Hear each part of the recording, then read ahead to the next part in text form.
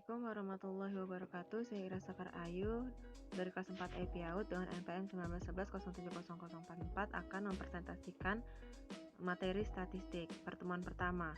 Statistik adalah cabang ilmu yang mengamati dan atau mengembangkan cara-cara mengolah data angka.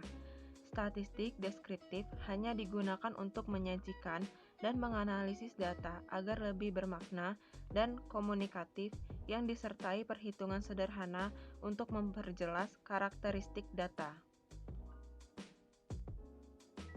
Statistik inferensial untuk menguji hipotesis, baik hipotesis nol maupun hipotesis kerja, tentang ada tidaknya hubungan perbedaan dan fungsi peramalan di antara data variabel yang diuji. Statistik pendidikan adalah ilmu pengetahuan yang atau mempelajari tentang prinsip, metode, dan prosedur yang perlu digunakan dalam rangka penyajian, penganalisaan, bahan keterangan berwujud angka. Indikator masalah penelitian pendidikan apabila sesuatu peristiwa atau fenomena yang terjadi menimbulkan keraguan atau ketidakpastian. Apabila terjadi kesenjangan antara harapan atau sesuatu yang diinginkan yang bersifat Dasein tentang sesuatu dengan kenyataan atau Dasein. Apabila cara-cara berpikir yang berbeda menghasilkan kesimpulan-kesimpulan yang berlawanan. Macam-macam statistik antara lain. Pertemuan kedua. Distribusi frekuensi adalah pengelompokan data tabulasi data memakai kelas-kelas dan dikaitkan dengan masing-masing frekuensinya. Tujuannya, membuat tabel frekuensi adalah untuk mengatur data mentah yang belum dikelompokkan ke dalam bentuk yang rapi tanpa mengurangi inti informasi.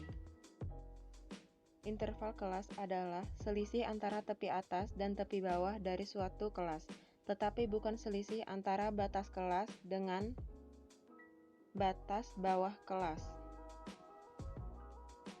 Himpunan nilai, variat, datum, atau informasi lain yang diperoleh dari observasi, pengukuran, dan penilaian terhadap suatu objek atau pengamatan variabel, variat, atau nilai atau lebih. Data kualitatif adalah diperoleh dari hasil pengamatan. Data kuantitatif adalah diperoleh dari kegiatan pengukuran atau penilaian. Data nominal yaitu data statistik yang cara menyusunnya didasarkan pada klasifikasi tertentu. Contohnya sebagai berikut.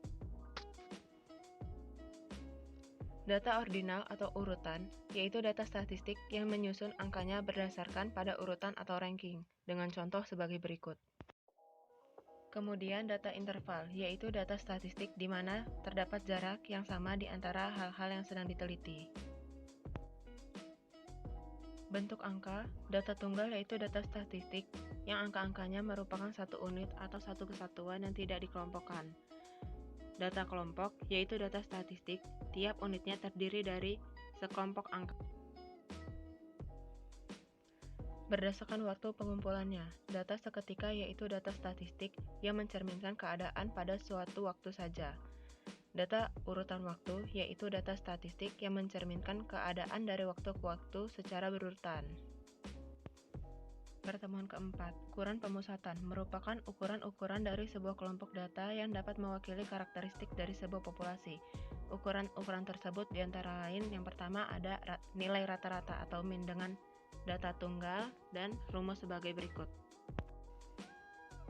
Data berkelompok digunakan untuk menghitung nilai ukuran-ukuran pemusatan untuk data dengan jumlah yang banyak. Agar lebih cepat, proses perhitungan dibantu dengan membuat terlebih dahulu tabel distribusi frekuensi. Nilai yang sering muncul atau modus. Data tunggal adalah ditentukan dari banyaknya nilai yang ada dari sederetan kelompok data, dengan contoh sebagai berikut dan rumus sebagai berikut.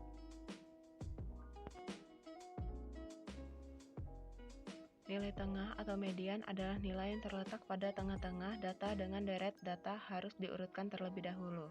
Data tunggal, nilai median terdiri dari data yang jumlahnya ganjil atau genap dengan rumus data ganjil sebagai berikut, dan rumus data genap sebagai berikut. Kuartil adalah suatu himpunan data membagi himpunan atas 4 bagian yang sama. Nilai-nilai ini disebut kuartil dan dinyatakan dengan Q1, Q2, dan Q3. Desil adalah suatu himpunan data membagi data atas 10 bagian yang disebut desil dan dinyatakan dengan D1, D2, D3, dan seterusnya sampai D10. Persentil. Suatu himpunan data membagi data atas 100 bagian disebut persentil dan dinyatakan dengan P1, P2, P3, dan seterusnya. Pertemuan kelima. Ukuran penyebaran data adalah suatu ukuran yang menyatakan seberapa besar nilai-nilai data berbeda atau bervariasi dengan ukuran pusatnya, atau seberapa besar penyimpanan nilai-nilai data dan nilai pusatnya.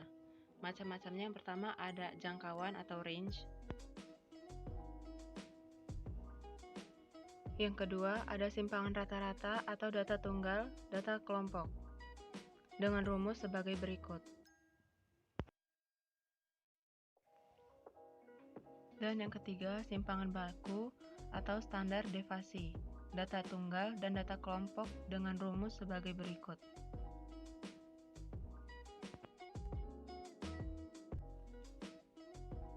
Kuartil adalah nilai yang membagi kelompok data atas 4 bagian yang sama setelah bilangan-bilangan itu diurutkan.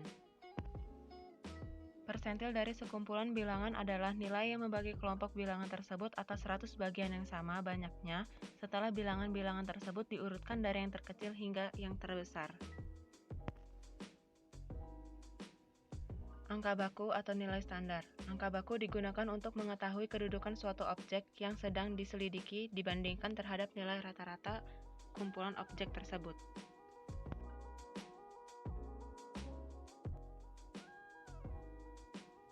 Pertemuan ketujuh, populasi yaitu keseluruhan individu atau objek yang diteliti memiliki beberapa karakteristik yang sama. Populasi, wilayah generalisasi yang terdiri atas objek atau subjek yang mempunyai kualitas dan karakteristik tertentu yang ditetapkan oleh peneliti untuk dipelajari dan kemudian ditarik kesimpulannya.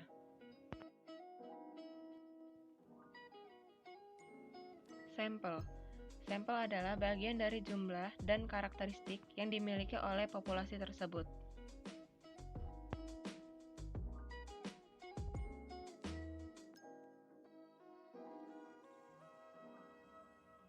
Adapun penentuan sampel penelitian, diantaranya sebagai berikut.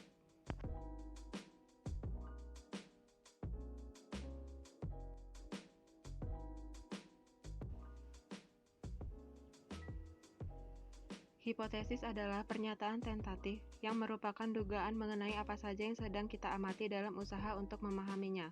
Proses membuatnya hipotesis dapat diturunkan dari teori yang berkaitan dengan masalah yang akan kita teliti. Jadi diperlukan teori untuk membuat hipotesis. Fungsi hipotesis adalah sebagai berikut.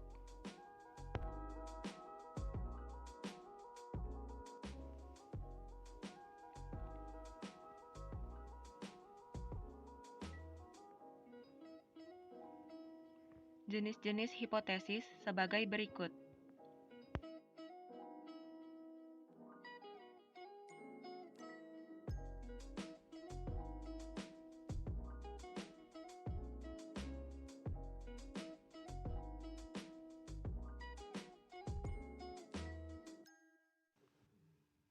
Cara untuk merumuskan hipotesis ialah dengan tahapan sebagai berikut.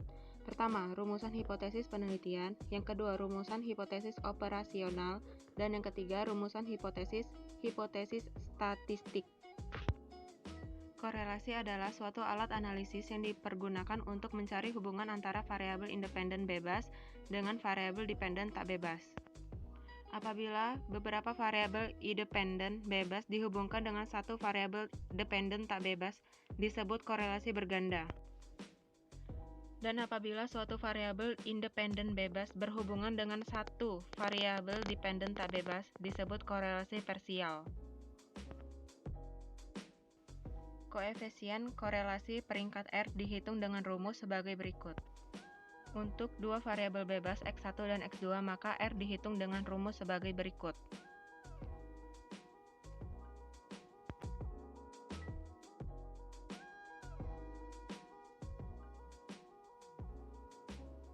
Pertemuan ke-11.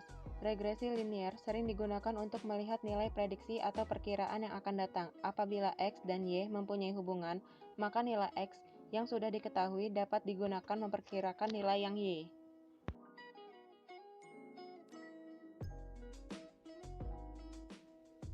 Analisis regresi digunakan untuk mengetahui bagaimana variabel dependen atau kriterium dapat diprediksi melalui variabel independen atau prediktor secara individu atau parsial maupun secara bersama-sama atau simultan.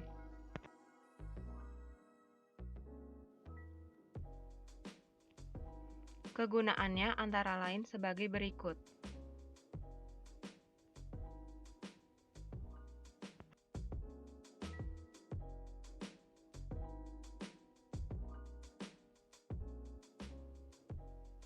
Asumsinya antara lain sebagai berikut.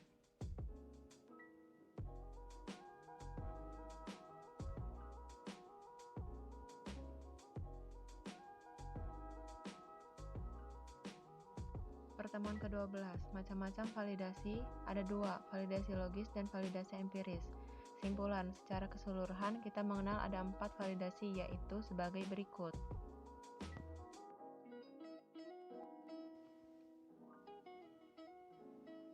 Validitas faktor. Selain soal secara keseluruhan dan validitas butir, masih ada lagi yang perlu divaliditasnya, yaitu faktor-faktor atau bagian keseluruhan materi. Setiap keseluruhan materi terdiri dari pokok-pokok bahasan atau mungkin sekelompok pokok bahasan yang merupakan kesatuan.